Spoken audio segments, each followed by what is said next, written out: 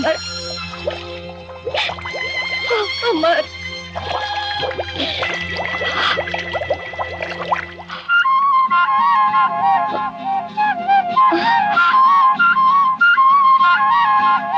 நீயா?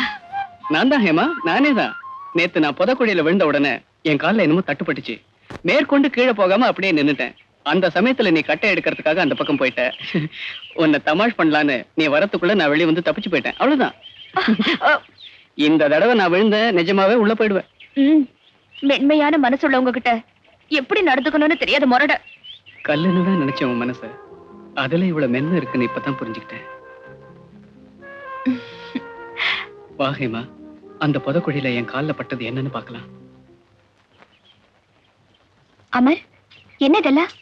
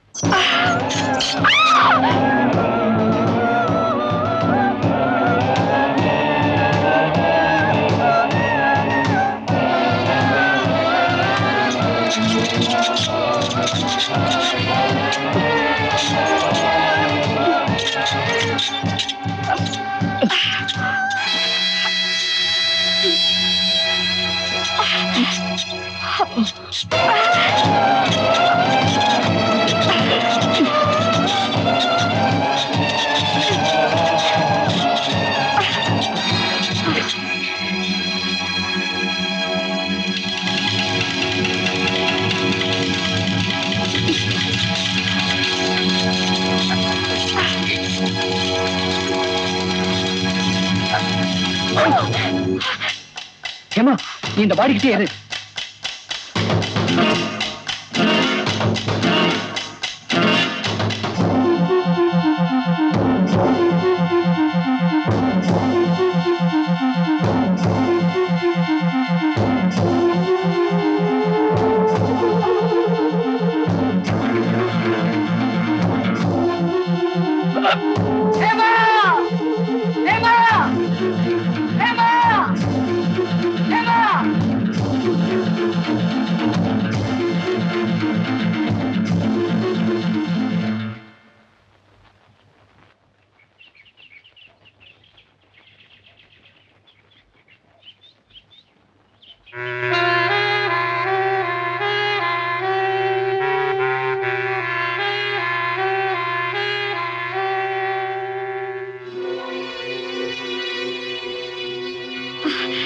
என்ன அமர், எதுக்கு கூப்பிட்டீங்க?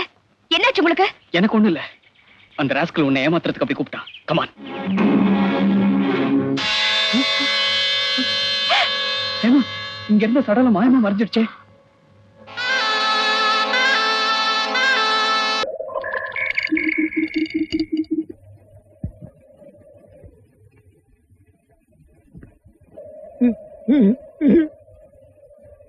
இவ்வளவு பெரிய காட்டுல என்ன புலி பிடிக்க அனுப்பிட்டானுங்களே. எனக்கு புலி பிடிக்க தெரியுமா? இதுக்கு முன்னால் நான் புலிய பார்த்திருக்கிறேன்னா தோலைத்தானே பார்த்திருக்கேன். எங்க அப்பனும் பாட்டனும் புலிய பிடிச்சி தின்னு விட்டு தோலை ஆணியில தொங்க விட்டு போயிட்டானுங்க. அதனால வந்த வேண இன்னைக்கு என்ன புலி பிடிக்க அனுப்பிட்டானுங்க. இதுக்கு ஆரத்தி வேற. நம்ம ஊர் இருக்கிற ஜனங்களுக்கு விவஸ்தையே இல்லை. எதுக்கு ஆரத்தி எடுக்கிறது, எதுக்கு மாலை போடுறதுன்னு எல்லாரும் சேர்ந்து ஒரு முடிவு பண்ணிட்டாங்கன்னா எவனையாவது ஒருத்தனை எதுலயாவது மாட்டி விட்டுருவானுங்க. இன்னைக்கு நான் மாட்டிட்டேன்.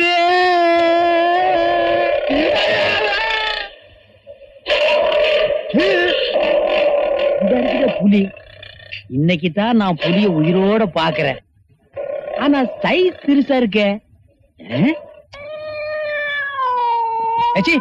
இது பூனை, இது வேற வந்து காட்டுக்குள்ள பயமுறுத்துது. போ போ. புலி எந்த பக்கமா போச்சு?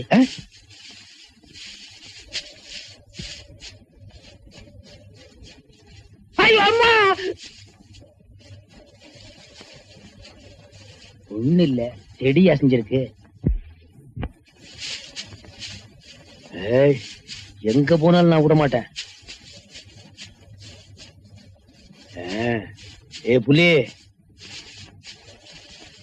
புலிய எந்த பக்கம் அடிக்கலாம்? முன்னால அடிக்கலாமா, பின்னால அடிக்கலாமா? மண்டையில அடிச்சாதான் சாகும். இந்த புலிக்கு மண்டை எங்க இருக்குன்னே தெரியலையே. சரி, குத்து மதிப்பா அடிப்போம். என்னது ஒரே அடியில புலி விழுந்துருச்சு?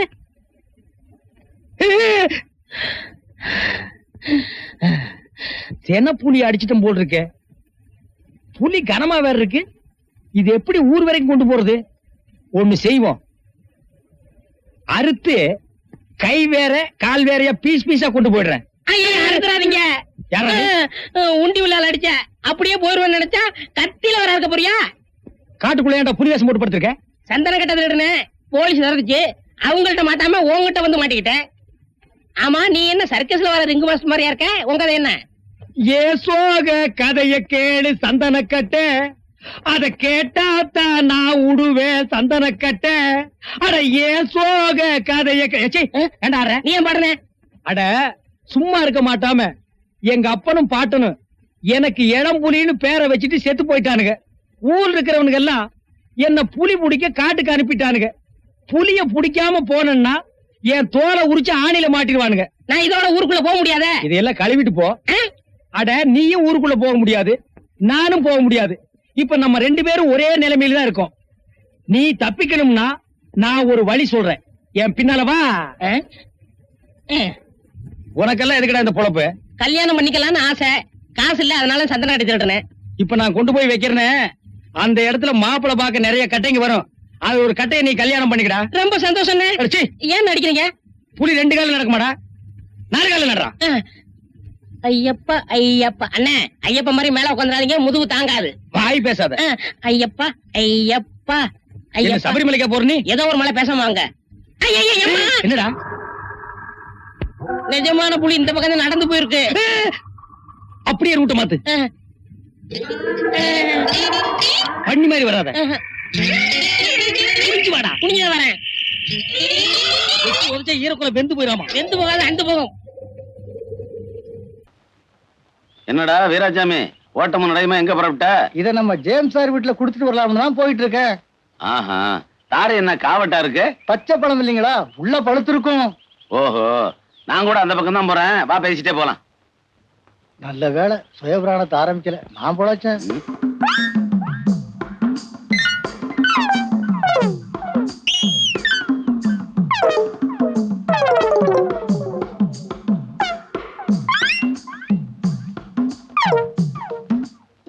சொல்ல வேண்டிய விஷயம் நிறைய இருந்தாலும் வயிறு கடமுடாங்குது. நீ போய் கொடுத்துட்டு வா, நான் வர்றேன்.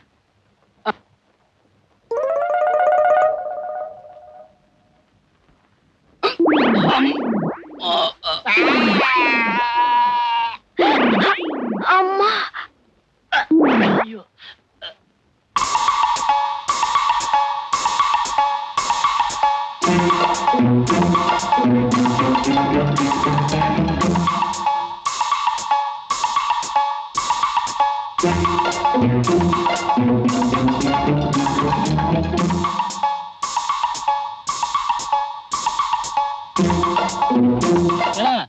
ஹேமா கிட்ட அந்த பையன் அமர் என்ன மந்திரம் போடுறான்? ஆமா, அதான் எனக்கும் ஒண்ணும் புரியல. ராத்திரிக்கு பானை விளக்கெல்லாம் ரெடி பண்ணி வச்சிருக்கியா? கத்திய கூட தீட்டி வச்சிருக்கேன். மனசு எங்க வச்சுட்டு வேலை வாங்குறப்பல? ட்ரெஸ் போனா பரவாயில்ல, பூட்ஸ் போனா போச்சே.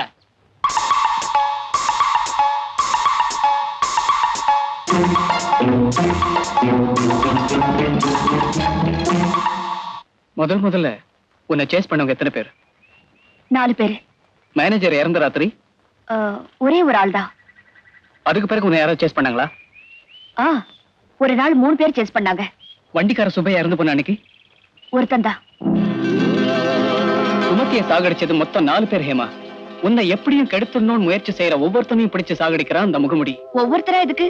எல்லாரையும் ஒரே அடியா சாகடிக்கலாமே. 4 பேரையும் ஒரே சமயத்துல ஒருத்தனால கொல்ல முடியாது. அந்த முகமுடி ஒருத்தன் தானே எப்படி நினைக்கிற? நீயும் நானும் ஒருத்தனையே பார்த்ததுனால தான் 4 பேர்ல 2 பேர் இறந்தாச்சு. மீதி 2 பேர் யாரு, அந்த முகமுடி யாருன்னு இன்வெஸ்டிகேஷன்ல கண்டுபிடிக்கணும். சாரி, அது ஓ வேலை. பறவைகள் இந்த காட்டுல இந்த மாசம் தான் இருக்கும். அதுக்குள்ள ஆராய்ச்சி புத்தகத்தை நான் முடிச்சாகணும். இத பாரு ஹேமா, பறவைகளோட ஓசையில ராகத்தை கண்டுபிடிக்க நீயும் இங்க நடக்கிற கொலைகளை கண்டுபிடிக்க நானும் இந்த காட்டுக்கு வந்திருக்கோம். நாம 2 பேரும் வெற்றி அடையணும்னா உனக்கு நானும் எனக்கு நீயுமா இருக்கணும். உனக்கு தெரியாம பின்தொடர்ற முகமுடிகளோட அக்கிரமத்தை ஒழிக்கலைன்னா எத்தனையோ கொலைகள் நடக்கும். கடுமையா பேசினாலும் உன் மனசு மென்மைங்கிறது எனக்கு நல்லா தெரியும். ப்ளீஸ் ஹேமா, ஒத்துக்கோ ப்ளீஸ்.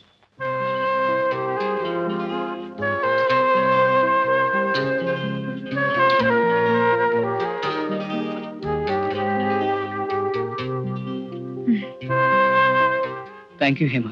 ஆமா, அந்த முகமுடிக்கும் சுமதிக்கும் என்ன சம்பந்தம் இருக்கும்? ஒரு கால் அவளை அவன் உயிருக்குயிரா காதலிச்சவனா இருக்கணும். எனக்கு தெரிஞ்சு இந்த உலகத்துல பொண்ணு அன்பா நேசிக்கிறவங்க 2 பேரு. அதுல ஒருத்தன் காதலன், இன்னொருத்தன் தந்தை.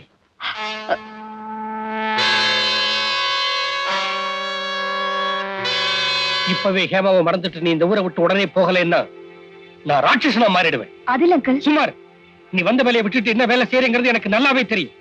கொலை என்ன சாகுன்னு எங்க ஹேமாவை குழப்பி அவ செஞ்சுக்கிட்டு இருக்க வேலையை கெடுக்கிறது ரொம்ப தப்பு. நீ வாமா. உங்க ஆராய்ச்சியை பூர்த்தி செய்யறதுக்கு சில மிருகங்க கிட்ட இருந்து இவளை காப்பாத்தி இவ உதவியோட கேஸ இன்வெஸ்டிகேஷன் செய்யணுங்கிற என் எண்ணம் தப்பாகாது. ஒரு பக்கம் ஜனங்க சாகுறாங்கன்னு தெரிஞ்சோம் அதை மறைச்சு உங்க காரியத்தை சாதிக்கிறதுக்காக இவ்வளவு பலியாக்கிடுறது பாவம், சட்டப்படி குற்றம். இருக்கலாம். இந்த புத்தகத்தை எழுதுற வேலையை ஆரம்பிச்சதுல இருந்து ஏதோ ஒரு குறுக்கீடு இருந்துகிட்டே இருக்கு.